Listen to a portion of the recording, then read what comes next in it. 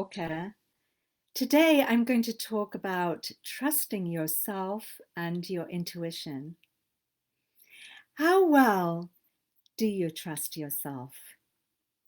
Just take a moment to think on a scale of 1 to 10, with 10 being really strong. How well do you trust yourself? When I did this, I was an 8. So I wasn't a 10. And I talk about this a lot, trusting yourself and your intuition, and uh, means a huge amount to me because that's what I live and what I teach. But all the same, it's not always easy. So we can just look at that right now. When I think about trusting yourself and your intuition, I look at the word yourself. Which self? Trusting yourself is really about trusting your true self. It comes from when you are in your true self, your full self, your full potential self, your whole self. And so, in that place, with that lens of awareness, of that, in that level of consciousness, you can trust yourself. You were born trusting yourself. And it's only when this other veil comes in of the false self, which is your conditioned self, the part of you that feels fearful and um, doesn't trust yourself so easily. So, this is how life is, right? We're kind of moving in between um, feeling much more free and confident and able to feeling like we can do it and being courageous and bold and going for it. And then there are these days or moments or something that triggers us and takes us into this false self, which I also talk about as your small self, because that's how it feels, right? It feels small, and and it's like suddenly the all the full potential of life has just diminished, and your world starts getting smaller and smaller. So it's important to be able to know how to get back into this more open state of being where you are confident and your true self. So I'm going to be talking about that and sharing a 4-step practice that you can do that's very simple, that's very helpful to make this transition. And um, first of all, I just want to address um, how the false self, the fears, and the doubts get triggered, particularly when we want to live our vision for our life that's a bigger life, a bigger purpose.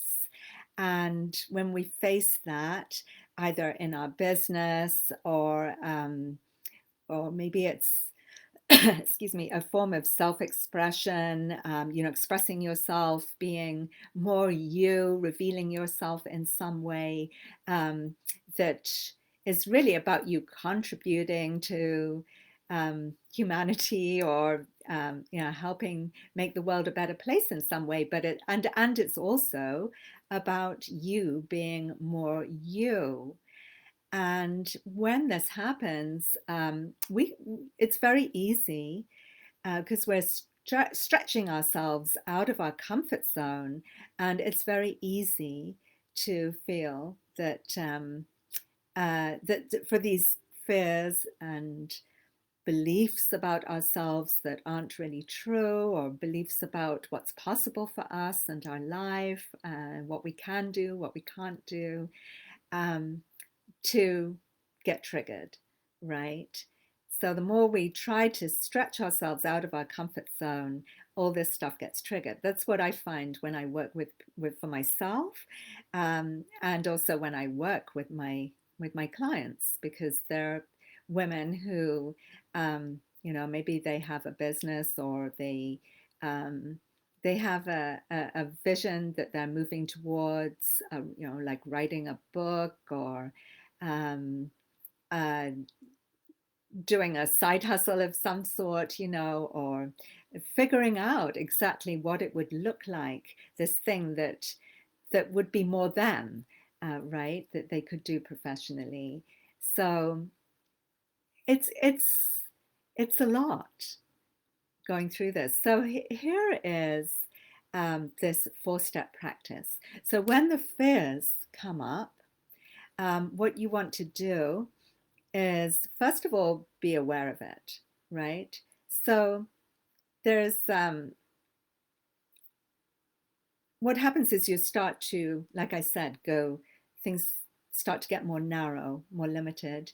And that's very different from when you feel really alive and confident. Okay, so the first step is just noticing that things are starting to contract within you. Often it's in your stomach, or your ribs, your heart. Being aware of what's going on in your body, and it'll affect your breath, it'll affect your thinking, everything. So just catch it, and then breathe, and breathe into the part of you that is that is actually feeling these feelings. So it's like there's like a you inside you that could be feeling very small at that moment, and breathing right into it, with it, and in a loving way. That is the second step. And the third is actually to detach from any stories that you hear. So that basically, it's like your inner child is afraid. You can think of it that way. You can think of it as a part of yourself, or simply, very human, vulnerable you. And you you want to be with it, and with her, and um, tell her that it's okay, you know, and detach from all the stories, all the running commentary that's going on in your mind. So it's just quiet, really, and breathing.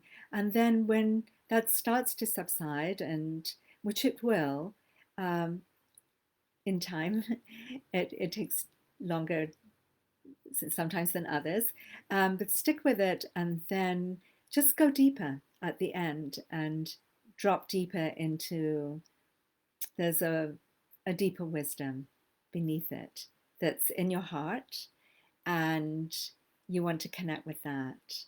And there's maybe a message for you, a whisper, a sense of knowing that that is really your wisdom speaking, and it feels way more wholesome and real and helpful, and go with that.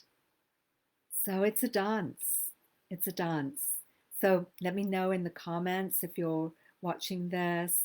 And um, I'm seeing some things. I'm not used to doing Facebook Live, so I'm gonna have to learn what all these little pop-ups are underneath. But anyway, uh, let me know if this works well for you, and anything you want to say about this topic. It would be lovely to hear from you. Thanks very much. Have a lovely week. Bye.